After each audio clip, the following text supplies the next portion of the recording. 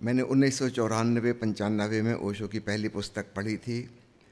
उसके बाद मैं बहुत किताबें पढ़ता गया, ओशो को सुनता गया, फिर सक्रिय ध्यान का अभ्यास किया। फिर एक स्थिति ऐसी आई कि जैसे पूरा शरीर जम गया हो, मैं अपने हाथ पैर भी नहीं हिला सकता था। मैं अपने आप को देख रहा हूँ कि मैं सोया हुआ हूँ और कुछ भी ना बोल पा रहा हूँ, ना कुछ कर पा रहा हूँ। यह किस प्रकार का अनुभव हुआ, कृपया आगे के लिए मार्गदर्शन करें। सुंदर अनुभव हुआ। शरीर से भिन्न आप स्वयं को जान रहे थे और शरीर को दूर से देख रहे थे। अशरीरी बोध, विदेही अनुभूति, अंग्रेजी में से कहते हैं आउट ऑफ बॉडी एक्सपीरियंस, संक्षेप में OBE, out of body experience. आप अपने ही शरीर को मूव नहीं कर पा रहे, हिला डोला नहीं पा रहे, और आप पूरी तरह से मौजूद हैं, सचेत हैं, जागे हुए हैं, नींद में नहीं हैं। तो ये नींद की घटना नहीं है, यह ध्यान की ही गहरी घटना है। सुंदर हुआ, आपको शुभ हुआ। बस एक बात ख्याल रखना, ऐसा कभी दोबारा हो तो घबराना नहीं, डरना नहीं। कुछ भी अशुभ नहीं हो रहा है। अपने होने का एहसास शरीर से पृथक एक महत्वपूर्ण अनुभव है। पता चल गया कि शरीर कोई और है, मैं कोई और हूँ।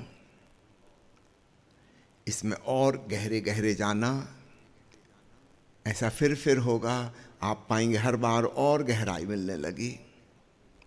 अभी शायद शरीर और स्वयं की पृथकता उतनी स्पष्ट नहीं हुई होगी, आगे जब दोबारा तिबारा यह घटना होगी तो बहुत स्पष्ट हो जाएगी, और तब शरीर के प्रति हमारा मोह भी छूट जाता है। लंबी उम्र की कामना भी समाप्त हो जाती है।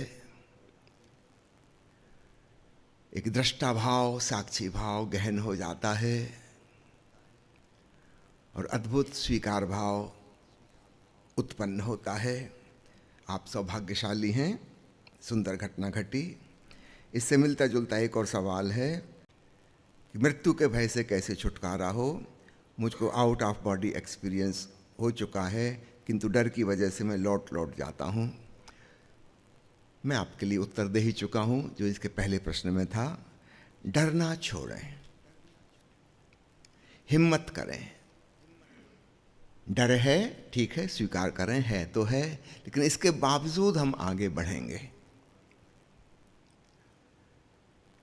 कायर और बहादुर में सामान्यतः हम सोचते हैं कि फ़र्क ये होता है कि बहादुर को डर नहीं लगता और कायर को डर लगता है। नहीं, ऐसा नहीं है, दोनों को डर लगता है। कायर डर की वजह से अगला कदम नहीं उठाता, लौट आता है, और बहादुर साहसी व्यक्ति डर के बावजूद कदम उठाता है, रुकता नहीं, लौटता नहीं, आगे बढ़ता है। ये फर्क है। तो डर लगना बिल्कुल स्वाभाविक है, उसकी चिंता ना करें, लेकिन जो करने योग्य है उसे करने का साहस चाहिए, हिम्मत चाहिए। इन्होंने पूछा है आगे और गति किस प्रकार करें। आपसे निवेदन है कि जब यहाँ पर इटर्नल अवेयरनेस रिट्रीट हो, अमृत समाधि साल में 1 बार या 2 बार होती है, आप उसमें आ जाएं। तो ओशो ने मैं मृत्यु सिखाता हूँ किताब में जो प्रयोग बताए हैं, प्रैक्टिकली उनको किया जाएगा, और तब आप खूब गहराई से डूब पाएंगे। एक और लाभ होता है, घर में जब आप अकेले करते हैं तो अकेले होने में भी एक संकोच रहता है। जब यहाँ 100 मित्र आपके साथ वही प्रयोग कर रहे हैं तो एक ढाढ़स, एक सहारा हमें लगता है कि इतने सारे लोग हैं, और हमें ये भी पता है कि कितने सालों से प्रयोग चल रहा है, आज तक किसी को कोई नुकसान नहीं हुआ। मृतवत पड़ जाते हैं, ऊपर ऊपर से लगता है मानो मर ही गए, लेकिन भीतर जीवन ऊर्जा प्रगाढ़ रूप से प्रकट होती है, और देह से स्वयं के भिन्न होने का एहसास होता है। इसी को अमृत की उपलब्धि कहते हैं। अमृत कोई रसपान करने की चीज़ नहीं है, कि कोल्ड ड्रिंक जैसी कहीं मिल गई और आपने अमृत पी लिया। अमृत का अर्थ है उस तत्व का ज्ञान जिसकी कभी मृत्यु नहीं होती। शरीर तो जन्मा है, शरीर तो मरेगा, लेकिन वो जो साक्षी चैतन्य है वह अजन्मा और अमृत है। एक मित्र ने पूछा है कि ओशो का प्रवचन सुनते सुनते कई बार मुझे नींद लग जाती है, ओंकार श्रवण करते करते भी ऐसा ही होता है, ऐसा क्यों होता है और नींद से बचने के लिए क्या कर सकता हूँ? जब आप ओशो की अमृतवाणी सुन रहे हैं तो स्वाभाविक रूप से मन शांत होने लगता है, विश्रामपूर्ण होने लगता है, विचारों से मुक्ति मिलने लगती है। नाथ श्रवण करते हुए भी वही होगा। जैसे ही विचारों से छुटकारा हुआ और शरीर विश्रामपूर्ण शिथिल रिलैक्स हुआ, स्वाभाविक है नींद का आ जाना, क्योंकि हमारी ज़िंदगी भर की आदत है हम तभी रिलैक्स होते हैं जब नींद आने वाली होती है, अन्यथा हम रिलैक्स होते ही नहीं। हम अपने क्रियाकलापों में लगे रहते हैं, तनावग्रस्त रहते हैं। एक्टिविटीज़ जब बिल्कुल थक जाते हैं, एक्टिविटी करने की हिम्मत ही नहीं बची शरीर में, मन में, तब तन मन हमारे सो जाते हैं। तो विश्रांति की अवस्था केवल हम सोने में जानते हैं। जैसा मैंने थोड़ी देर पहले आपसे कहा, ध्यान में 2 तत्वों का समावेश है, अवेयरनेस एंड रिलैक्सेशन।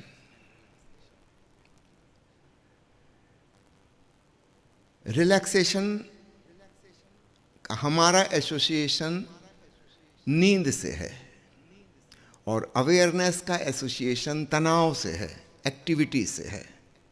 हम कुछ कर रहे हैं तो हम सजग हैं, जैसे ही हमारा करना छूटा कि नींद आने लगती है।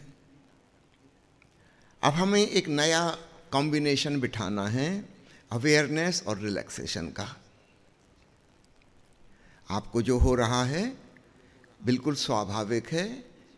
एक बात तो पक्की है कि आप एकदम विश्रामपूर्ण हो जा रहे हैं, तभी नींद घेर रही है। अब एक नया प्रयास करना है कि विश्रामपूर्ण तो हो, मानो गहरी नींद में है, लेकिन भीतर ही भीतर ऐसे सजग जैसे कि खतरे के क्षणों में होते हैं। सुपर कॉन्शस, सामान्य जागरूकता से भी अधिक जागरूक।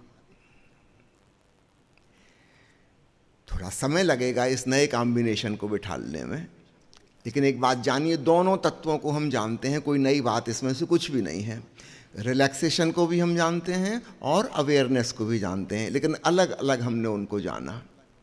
अब दोनों को संग साथ जानना है तो थोड़ा सा प्रयास करना होगा। कई बार चूक जाएंगे, फिर नींद लग जाएगी, कोई बात नहीं, स्वाभाविक है, क्योंकि वो हमारी लंबी आदत है रिलैक्सेशन में सो जाने की, क्रियाकलाप में जागे रहने की। अब हम एक नई कोशिश कर रहे हैं कि जागरूकता बनी रहे और रिलैक्स भी हो जाएं।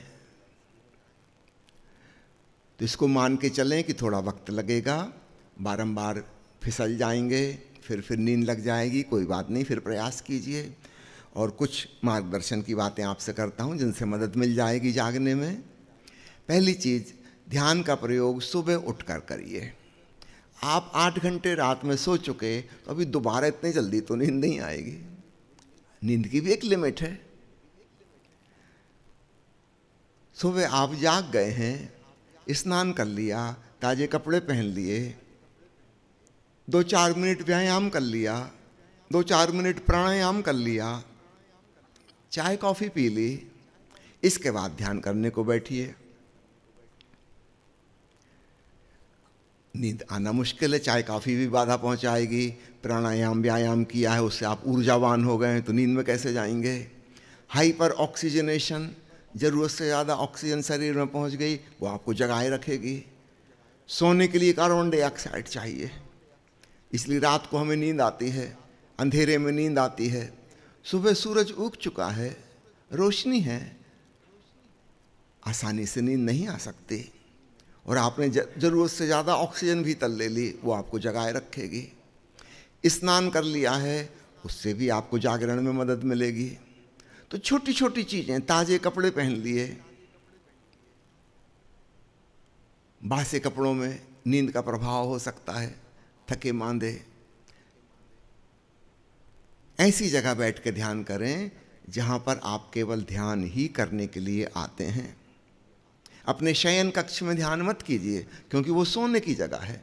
वहाँ आपका एसोसिएशन सोने से साहचर्य बन गया है। घर में एक छोटा सा ध्यान कक्ष बना लीजिए, पूजा गृह है, उसमें जाके करिए। बाहर बगीचे में पेड़ पौधों के संग बैठ के करिए, और फिर रोज रोज वहीं करिए। एक खास प्रकार के कपड़े, ढीले कपड़े, जैसे आप गाउन पहन रहे हैं, उसमें जो रंग आपको विशेष पसंद है, भगवा रंग की, मैरून रंग की, सफ़ेद रंग, फिर नियमित रूप से उसी का उपयोग कीजिए, ताकि एक नया एसोसिएशन बने। जैसे ही आपने स्नान करके अपना गाउन पहना, अब आपके मन को पता हो गया हम किस दिशा में जाने वाले हैं, हम ध्यानस्थ होने वाले हैं। आपने ओशो की माला धारण की और आपने 2 मिनट 5 मिनट कुछ व्यायाम किया, शक्ति को जगाया, प्राणायाम किया, ऊर्जा से भर गए और फिर निष्क्रिय होकर बैठ गए। अगर आपको लेटने में नींद आती है तो कृपया लेटकर ध्यान मत करिए, बैठ के करिए। भगवान बुद्ध ने बैठकर ध्यान किया, भगवान महावीर ने खड़े होकर ध्यान किया। बैठने में भी संभावना झपकी खाने की, खड़े होकर तो नहीं हो सकती। तो ये छोटी छोटी बातें हैं जिनका आप उपयोग करें, फिर आपको नींद नहीं घेरेगी, तब गहन ध्यान घटित हो सकेगा। एक मित्र ने पूछा है कि यहाँ पर हमें बताया गया कि रात्रि के आकाश जैसा काला बैगनी दूधिया रंग हमारी चेतना का है, किंतु शास्त्रों में तो हमने पढ़ा है कि परमात्मा का प्रकाश हजारों हजारों सूरज के बराबर तेज होता है। इस विरोधाभास को समझाने की कृपा करें। वो जो हजारों हजारों सूरज की बात है, वह एक अलग प्रकार का प्रकाश है। जरा सोचो, अगर आपको समाधि में हजारों सूरज का प्रकाश दिखाई दे तो कितनी उत्तेजना, एक्साइटमेंट पैदा होगा। फिर तो आप शांत और शिथिल भी नहीं हो पाओगे। You can not relax. समाधि में जो प्रकाश दिखाई देता है वह रात्रि के आकाश जैसा शांत और शीतल प्रकाश है। बहुत से संतों की वाणी में आप पाएंगे उन्होंने उसकी उपमा चांदनी से दी है। संत कबीर साहब ने कहा है, बिना चांद की चांदनी। बड़ी प्यारी उपमा, बिना चांद की चांदनी। कोई स्रोत भी नहीं है उसका, चांद भी नहीं है, बस एक हल्की सी दूधिया रोशनी फैली हुई है, जिसे देखते देखते हम शांत होते जाते हैं, शिथिल हो जाते हैं और समाधिस्थ हो जाते हैं। वो जो हजारों सूरज की प्रकाश की उपमा दी गई है वो एक अन्य घटना है। यहाँ हम जो साधना कर रहे हैं उससे उसका कोई लेना देना नहीं है, तो कृपया उसमें आप मत उलझिए। एक बात खूब अच्छे से समझ लीजिए, अगर वैसा प्रकाश दिखाई दिया तो आप ना तो शांत हो पाएंगे ना शिथिल हो पाएंगे। आप इतने उत्तेजित, इतने एक्साइटेड हो जाएंगे, एक बेचैनी, एक परेशानी खड़ी हो जाएगी। लेकिन वैसी घटना घटती है, वो समाधि की घटना नहीं है, वो कुछ दूसरे प्रकार की घटना है। कुछ साधकों को वैसी घटती है और अंततः उन्हें उसके भी पार जाना होता है। वो कोई लक्ष्य नहीं है, क्योंकि वहां आप विश्रांतिपूर्ण हो ही नहीं सकते। उपनिषद के ऋषि ने प्रार्थना की है कि हे प्रभु, अंधकार को तो मैंने अपने प्रयास से हटा दिया, अपनी साधना से। अब इस खजाने पर जो तीव्र प्रकाश का ढक्कन ढका है, इसे तू उघाड़ दे। बड़ी अद्भुत प्रार्थना है कि तीव्र प्रकाश का ढक्कन खजाने पर ढका हुआ है, इसको तू उघाड़ दे।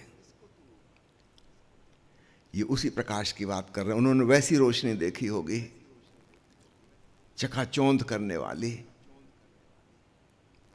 प्रभु से प्रार्थना की कि अब इसको तू हटा, और खजाना उसके पीछे है, शांति का, आनंद का, समाधि का।